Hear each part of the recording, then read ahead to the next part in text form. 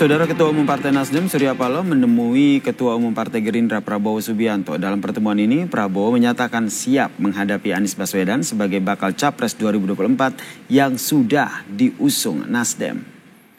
Usai menggelar pertemuan di Hambalang, Jawa Barat, Saudara, Prabowo menyatakan akan menghormati keputusan dari Nasdem, termasuk mengusung Anies Baswedan sebagai bakal Capres 2024. Menurut Prabowo, jika pun nanti tidak ditemukan kesepakatan antara Gerindra dan juga Nasdem, ia akan menerima keputusan tersebut dan siap bersaing dengan Anies Baswedan dalam Pilpres mendatang.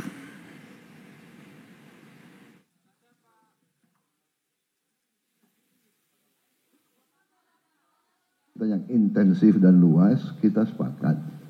Kita akan menghormati keputusan politik masing-masing dan kita sudah bertekad akan melakukan komunikasi yang lebih erat dan lebih intensif. Kalaupun Anies sudah jadi keputusan politik Nasdem dan kawan-kawan, ya kita hormati, ya sudah kita hadapi. Rakyat yang milih, rakyat yang akan milih, ya. Sementara itu Surya Paloh menyebut dukungan kepada Prabowo Subianto lantaran mereka sudah saling mengenal lama, Saudara. Bahkan Surya Paloh menyebut Prabowo menjadi salah satu referensi terkait dengan keputusan politik. Keduanya pun sepakat untuk membangun kebersamaan dan menjaga kestabilan pada pemilu 2024 mendatang. Secara batin saya sudah katakan hubungan kami ini hubungan persahabatan. Harusnya lebih mudah untuk menyelesaikan kalaupun ada masalah. Sejauh ini tidak ada masalah. Kalau ada masalah, kita akan selesaikan cepat. Sekarang Mas Prabowo capres dari posisi Gerindra. Apa yang bisa dilakukan Nasdem? Satu, bersikaplah untuk betul-betul mampu memberikan spirit semangat bagi Mas Prabowo sebagai satu sumbangsih persahabatan. Menang kalah itu nanti urusan kedua. Partai Nasdem dan Gerindra siap bertarung di pemilu 2024, Saudara. Lalu seperti apa kesepakatan yang akan disebut kedua partai ini untuk saling menghormati dalam pemilu 2024? Kita akan membahasnya bersama dengan Direktur Eksekutif Poltreking Indonesia, Bung Hanta Yuda yang telah bergabung bersama kami di Kompas Malam. Selamat malam, salam sehat Bung Hanta.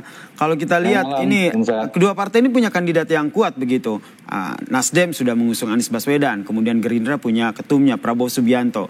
Kalau tidak, nampaknya koalisi ini menjadi kemungkinan yang sangat kecil begitu ya, meski politik ini dinamis. Tapi menurut Anda Bung Hanta, apa yang menjadi makna dari silaturahmi Surya Paloh bertemu dengan Prabowo Subianto ini? Ya, ini bisa disimpulkan sementara pertemuan dua kutub politik yang berbeda. Mereka sudah punya potensi poros politik masing-masing di Pilpres 2024. Karena itu kalau kita baca ini ada kesepakatan atau sepakat untuk tidak bersepakat dalam satu perahu di Pilpres.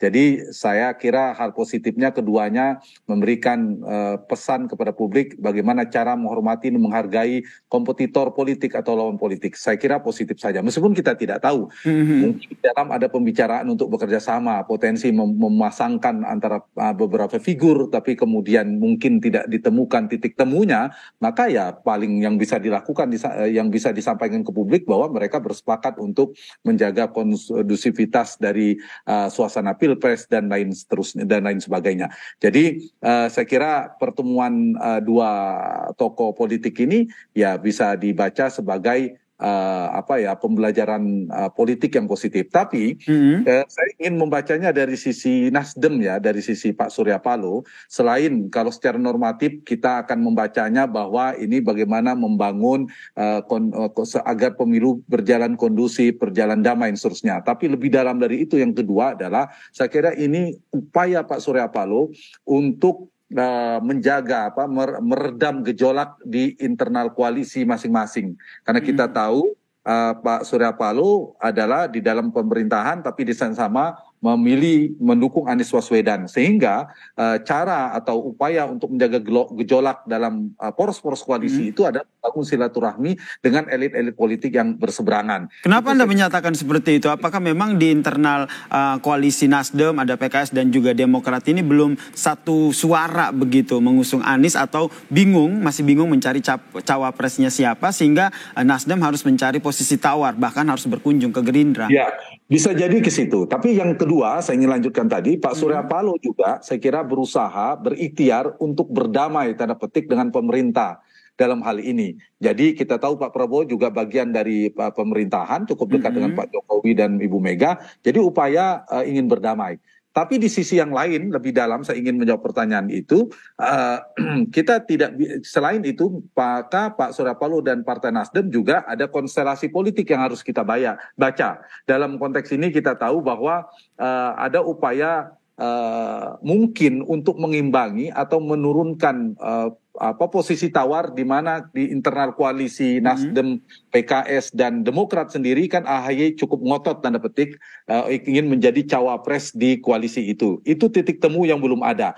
Nah, karena itu bagi Nasdem dan Surya Paloh menjadi penting untuk mencari, seperti mengirim pesan, memiliki alternatif lain untuk mengimbangi isu itu. Ditambah yang kedua adalah alternatif koalisi. Kita kan tidak tahu, politik ini dinamis, betul. Tiga partai itu sudah menyebutkan Anies Baswedan, tapi dinamika politik ini akan kencang kan, kita tahu gaya sentripetal politiknya, saling tarik menarik antar magnet politik kan sangat kuat. Karena itu bagi Partai Nasdem juga penting untuk membangun koalisi, semacam alternatif koalisi. Dan kita tahu ketika Nasdem digabung dengan Gerindra itu sudah melampaui lebih dari 20%. Mereka bisa berkoalisi. Meskipun untuk hari ini analisa saya agak sulit dua partai ini bergabung dari 2 atau 3 figur yang sedang beredar, ya Anies Baswedan. Agak sulit ya kata Anda, karena memiliki figur yang sama-sama kuat begitu. Tapi saya menarik dengan apa yang tadi Anda sampaikan. Ini adalah upaya dari Partai Nasdem, Surya Paloh, untuk berdamai begitu dengan pemerintah. Kenapa akhirnya opsi ini yang mencuat dari Anda? Apakah dengan mendekati Prabowo seolah-olah pemerintah akan lunak, terutama Jokowi yang sudah dianggap Nasdem dalam tanda kutip berkhianat begitu dengan pemerintah? Ya, itu salah satu upaya, seperti saya katakan tadi, karena kita tahu karena posisi yang diametral, berjaraknya sangat jauh, ya upaya mendekati Pak Prabowo. Dan saya kira, analisa saya, Pak Surya dan Nasdem akan berusaha melakukan pertemuan lebih banyak lagi. Sebelumnya dengan Golkar, kemudian sekarang dengan Gerindra, mungkin bahkan dengan PD Perjuangan, kalau disambut oleh PD Perjuangan. Nah, inilah saya kira yang mungkin sedang dibangun oleh Partai Nasdem. Tapi saya juga ingin membacanya dari sisi lain ya. Kedua partai ini kalau disatukan memang ada potensi melampaui 20%. Tapi sulit memasangkan Anies dengan Sandi, itu sulit bagi Gerindra. Memasangkan Prabowo berpasangan dengan Anies itu sulit bagi Nasdem kalau Anies menjadi cawapres. Jadi tingkat kerumitan dan kesulitannya sangat tinggi. Tapi dari dua partai ini kalau dibaca hari ini mereka bisa mencari titik temu meskipun tidak menjadi isu sentral, yaitu tentang mungkin menghindari agar pemilu tidak ditunda, sistem pemilu tetap profesional terbuka, itu titik temunya. Tapi dua partai ini memiliki titik pisah atau potensi untuk tidak bertemunya sangat besar. Seperti kata Anda ya, bersepakat untuk tidak bersepakat begitu ya. Kenapa sulit dan semakin besar potensi mereka tidak bersepakat? Ada 4 faktor. Satu, tadi soal kandidatnya. Satu sudah jelas dengan Prabowo, yang satu ada Anies Baswedan yang diusung. Yang kedua, narasi politik yang dibangun juga berbeda. Yang satu mengusung perubahan, yang satu bagian dari pemerintahan Pak Jokowi. Dan saya kira Pak Prabowo juga ingin keberlanjutan. Yang ketiga, relasi dengan PD Perjuangan.